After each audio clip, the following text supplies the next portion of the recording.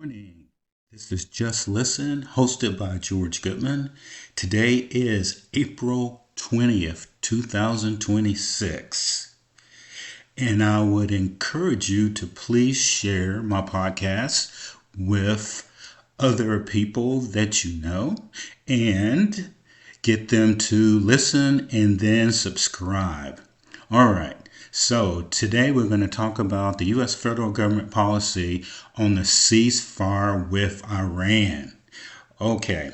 So the mainstream media has been talking about it nonstop. I want to share with you, and I will get to the policy later, and you'll figure out why I start with this part of it first to build the case that maybe the reporting is not from the mainstream media is what it should be. Okay, so which countries use the Strait of Hormuz? Okay, so it breaks down into major exporters, the Persian Gulf producers. So who are these people? They use the Strait of Hormuz. Well, we have Saudi Arabia, we have Iraq, we had the United Arab Emirates, Iran, Kuwait, Qatar, Bahrain.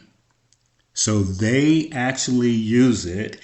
And if you look it up, they don't say oil anymore. They use the term energy exporters. All right. So if we look again, all right, primary importers, destination markets. Asian nations are the most dependent on the strait. They receive roughly 80 to 90% of the total oil exports. So we're talking about China, India, Japan, South Korea, Pakistan, and Bangladesh.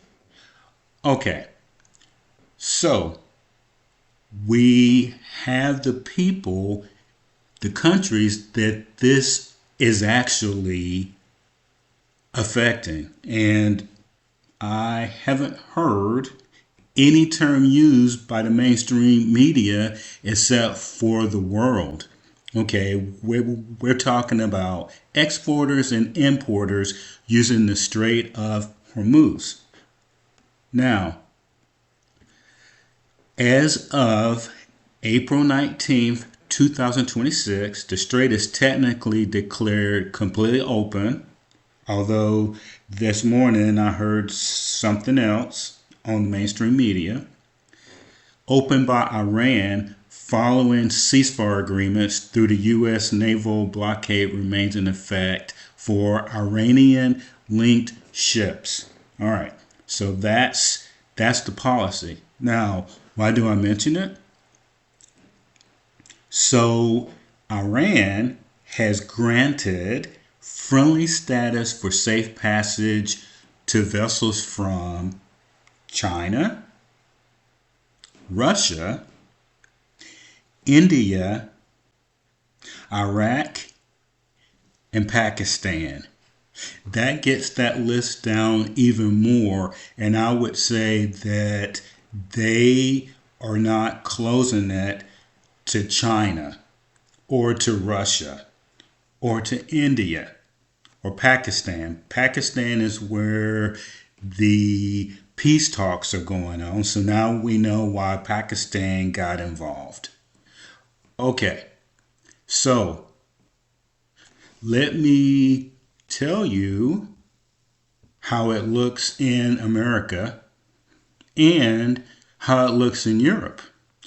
Okay, so currently there is a ceasefire between the United States and Iran. Okay, So, U.S. policy objectives and requirements. All right, so as you know, they want maritime access, complete, immediate, safe opening of the Strait of Hormuz. Next one, nuclear restrictions, a verified nuclear peace agreement where Iran must give up all highly enriched uranium. All right, regional activity, ending Iranian support for proxy groups like Hezbollah, Hamas, and establishing limits on Iran's ballistic missile capabilities. All right, Iranian counterproposal. All right, they have a 10-point plan. The lifting of all primary and secondary sanctions, asset release, the unfreezing of Iranian assets held in the U.S. estimated at about $2 billion. U.S. withdrawal, the withdrawal of all U.S. combat forces from the Middle East. Compensation, payments to Iran for damages suffered during the recent conflict. Okay, so that's what both sides want. Now, the reason that I mentioned the first part is because the Strait of Hormuz closure has been all over not only the American mainstream media, but also the international one. And the headlines are saying that it's affecting the world globally. Well, no, it's really not. And then they use fertilizer to say that that is where the world's fertilizer stockpile is at, and it goes through this strait. So I just read you who are the people that were affected. And if you get down to it, it looks like that it's people, countries. Kuwait is definitely affected. They're an ally. Qatar is affected. They are a U.S. ally. Bahrain is affected. Same thing. And of course, Saudi Arabia. So Saudi Arabia actually exports 37 or 38% of its crude oil through there. And maybe maybe Europe gets some from them that way. I don't know. But they're not blocking Russia or China or Japan. So why is the Strait of Hormuz such a huge sticking point with the world when it's only affecting probably 4 people?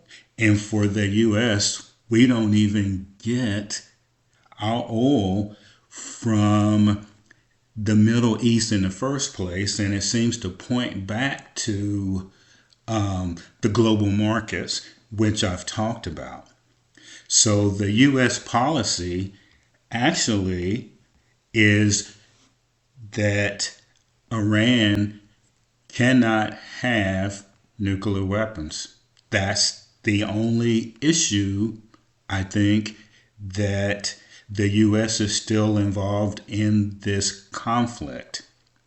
So the reason that I am saying it like this is that the way that we are reporting this conflict is a little bit suspect to why gas prices are so high, which I've talked about, and the policy that the U.S. government is trying to do is just make sure that Iran is not making nuclear weapons. Now, you have to decide that part. My job is to point out the facts and the details.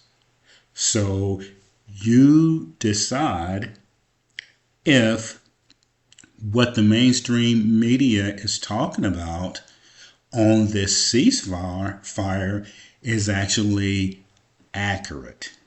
And like I promised you, I get straight to the point, and I am very interested in what you think about the ceasefire. This is Just Listen, hosted by George Goodman.